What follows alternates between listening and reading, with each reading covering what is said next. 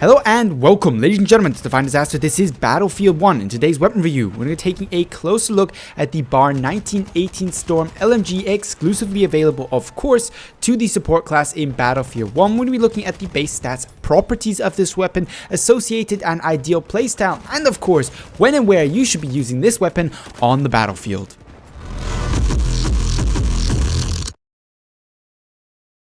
Now, before we get started with today's video, the stats of the Bar 1918, just a quick note, I apologize sincerely for not producing or publishing any videos for the last 1.5 or so odd weeks. If you want to know a little bit of why that happened, what kind of time scale or problems I was dealing with time-wise, feel free to check out my upcoming Battlefield 1 live commentary this Saturday. I'll go into a little bit of detail because that's more of a casual setting where we have a little bit more of time to talk about why exactly I couldn't produce videos. However, you'll be happy to hear that we are back to normal schedule from now on.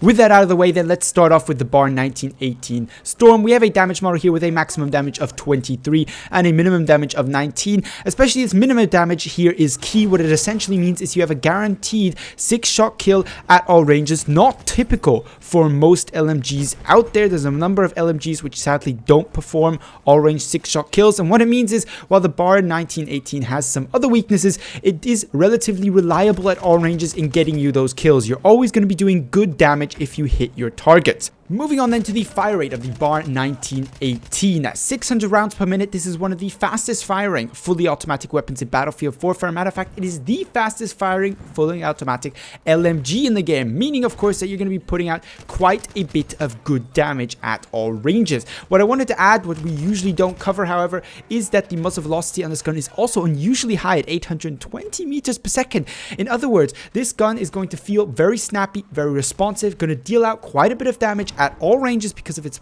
profitable damage model, and won't let you down in close quarter either because of its high fire rate. Sounds like a pretty good package all around. Moving on then to one of its key weaknesses, which is of course the magazine size of this weapon. At 20 rounds in the magazine, that is 19 plus 1, you will find yourself in a little bit of a pickle when trying to engage, for example, 2 or 3 targets at the same time. You have to be wary of how many bullets you have left to go through and make sure you don't too often get yourself in situations where you're facing more than 2 targets at any one time, or you're going to have to get real comfortable real fast with your sidearm. And this is something that I found to be one of the most key disadvantages using the Bar. I do like to go on an occasional flank. They don't always turn out too well, but I do occasionally go on one, and then I sometimes find myself behind 3 enemies, kill 2, have to switch to the sidearm, by which time of course the 3rd enemy has long noticed me and he has an ample advantage, ample time to take me out while I'm trying to fiddle around with my pistol.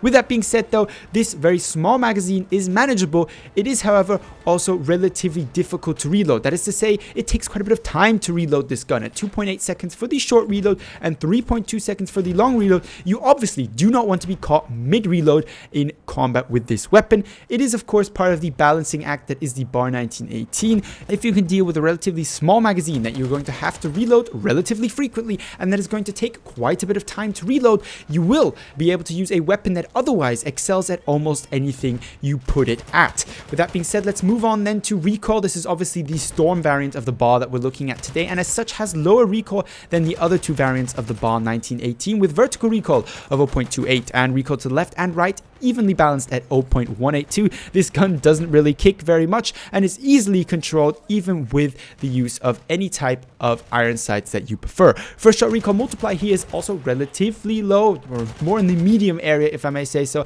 At 1.7, the kick isn't too bad. You shouldn't notice too much of a difficulty when controlling the weapon. Moving on then to the accuracy. It isn't the most accurate weapon to start off with. At 0.24 ADS, there are a number of LMGs out there that are more accurate. However, I haven't found the ADS ever to be the thing that lets me down with this weapon. It's more often than not my accuracy, and if you're shooting at the long ranges, really, where the ADS of 0.24 is going to make a big difference, frankly, that's like complaining about using the AUG in Battlefield 4 and saying it's not accurate enough. There's few situations where really this ADS is going to harm you. What is going to benefit you, however, is the very strong ADS while moving. This isn't like Battlefield 4's LMGs, where shooting while moving or hip firing was an absolute death sentence. At 0.56, the ADS while moving, that is aiming down sight while strafing, for example, is very, very good, and for medium to close quarter, actually pretty damn reliable. It's probably why I enjoy this weapon partially so much as I do, because I do have a tendency to strafe quite a bit when engaging enemies at medium to long ranges. Last thing we should mention, of course, on the accuracy side is the hip fire of this weapon. At 2, that is while standing and hip firing, it isn't fantastic. However, for close quarters, more than reliable enough, more accurate than most things you'll be used to from previous Battlefield games, and for a matter of fact, most weapons in this game itself. It's more accurate than your average LMGs, and hipfire at 2 ADS value is good enough to be used reliably in close quarter. You'll see me do that in this video as well. I get plenty of hipfire kills on the way to madness. With that then being said, my obvious impression of the bar is what you've all known. Since the last weapon patch, which is admittedly now about 1.5 2 months behind us, the bar, basically all of the LMGs, have become very, very good. The bar beforehand was already the best, and it remains, in my opinion, the king of the hill. It's not too easy to use. You're going to have to pay attention to its magazine size, and you may not want to use it in very clusterfuck, large-scale combat. You may want to use the bar in more infantry-focused, single or dual target acquisitions, places where you can take cover and cover your reload versus the kind of chaotic run and gun situation. You truly are better off with other LMGs, or even better, of course, any of the assault weapons for those situations. But if you're looking for an all-rounder, something that's going to be good at long, medium range and close quarter, and with a bit of finesse and a bit of skill, a bit of practice, will actually serve you well in almost every situation, the bar is probably one of the most versatile weapons we currently have in Battlefield 1. With that being said, then the conclusion is obvious. If you haven't tried out the bar yet, I don't know what you've exactly been doing in the last 1.5 2 months in Battlefield 1. Whatever it may be, stop it. Try out the bar. Definitely a recommendation on my point. It's one of my top guns right now, one of my favorite guns to use, and most of the colleagues I play with also swear by the bar as of now. With that being said, feel free to leave down your video suggestions, weapon review requests, both for Battlefield 1 and Battlefield 4, down below in the comments as per usual. I do have a long list of videos that I want to make over the coming months. However, I'm always happy to get additional feedback, additional suggestions that I can add to my endless lists of video suggestions to do at some point in the future. With that being said though, I'd like to thank you very much for watching, and hope to see you in the next Battlefield 1 video.